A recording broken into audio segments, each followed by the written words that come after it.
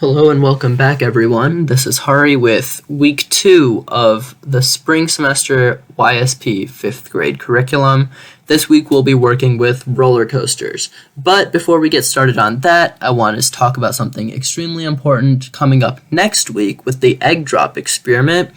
When you go to your classroom this week or when you visit your school for your teaching, try to find a place in which you can conduct your egg drop experiments. And it's good to figure out this place the week before so you're not scrambling the day of your experiment or the day of the lesson. And this could be like a balcony on the second floor or the top of a stairwell, or if your school has a playground that you can climb up. Just anything with a significant height where your students can drop their eggs to see if they protect them from falling. But it's just important that you figure that out this week so you're not caught off guard next week when you arrive at the school ready to teach that lesson.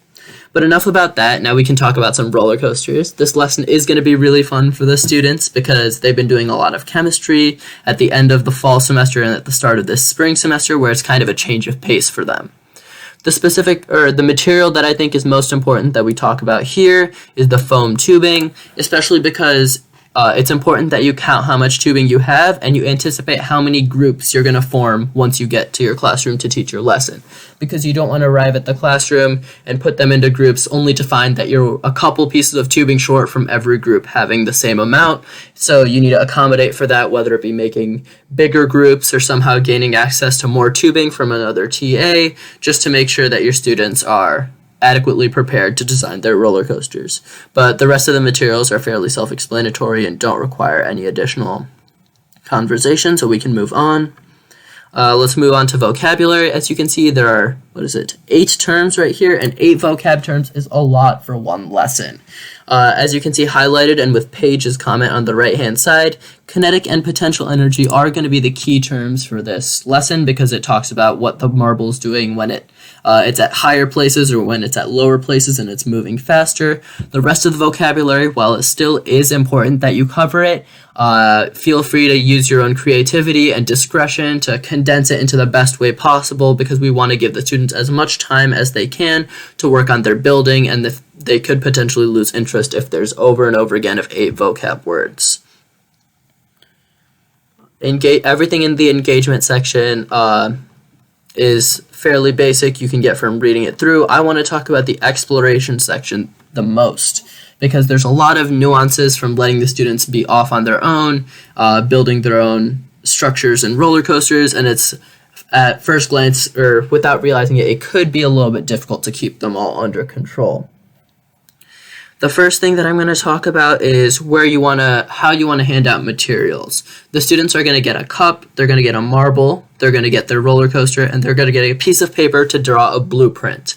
What it has here is they sketch their design first, and then once their design is approved, then you get to give them their roller coaster tubing. And then what I had the students do is when they were done with their roller coaster tubing, then I'd give them the marble to test it, and then they have all the materials they need for the rest of the lesson. As for tape, you're probably going to be given 1 roll of masking tape as seen here. So it's up to you as you're floating around the classroom answering questions, testing designs, that you're handing out tape pretty rapidly as well to make sure the students always have enough to work with and they aren't waiting to build their structures. They aren't waiting on you, that is. The last thing is the cup, and I'll see if I can put a picture on this video, but what I noticed the best way to attach the cup is taped to the side of the desk rather than sitting on the desk, or you could have it on its side sitting on the desk so it doesn't require as much balance to get the roller coaster to guide into the cup. It could just the marble can freely fall into it. I'll show a picture so that'll make more sense. Now, when the students are on their own building their designs, it's up to you what you want to put their limitations on. Like, are they just allowed to use the tape and the tubing, or can they use their own books and pencil boxes and rulers to hold stuff up? Can they use the external or the surroundings of the classroom? I'll put a picture up of my students from last semester, or from last spring, that's spring of 2020, who taped their tubing to the wall to get a little bit of extra height.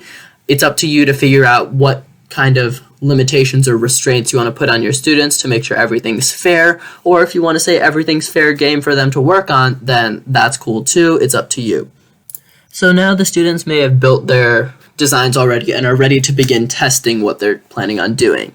That's coming up in bullet point 4 right here. The biggest part, or the biggest thing to acknowledge in bullet point 4 is that you need to ensure that they're writing down their times in their science notebooks, because the role of this experiment is once they finish one design and record their time, they have a couple extra minutes to tweak their design and refine it before you measure it again and to see if the time took longer or took shorter for the marble to reach the end of the roller coaster. That whole idea of designing and redesigning is part of the engineering process that's highlighted upper or higher up in this lesson plan that should be explored throughout this lesson by giving them multiple opportunities to fix their design or improve their design.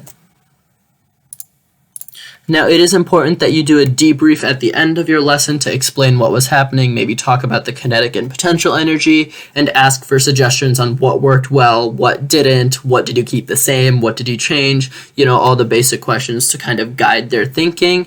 But one thing that students might notice as they're doing their testing is that if they make the marble go too fast, then that's not necessarily considered a safe roller coaster. That's what I have in the first elaboration bullet point right here. So if you make your roller coaster too fast or steep, the marble will fly off the track and will have no chance of landing in the cup as they desire. That could be an additional thing that you want to bring into play, maybe pull all the students together, talk about safety, and then return them back to their groups to see if they need to make any adjustments to make sure their roller coasters are safe. Again, there is also in the elaboration calculating the average velocity, but that does require a more advanced class to take into account the length and the time, and then doing some division that way. But I think that's all we have for this week with roller coasters, or the roller coaster lesson for week 2. Good luck with this lesson. Feel free to contact anyone or any of the veteran 5th grade TAs who've taught this before if you need any advice or have any questions, and I will see you next week with week 3, which is egg drop.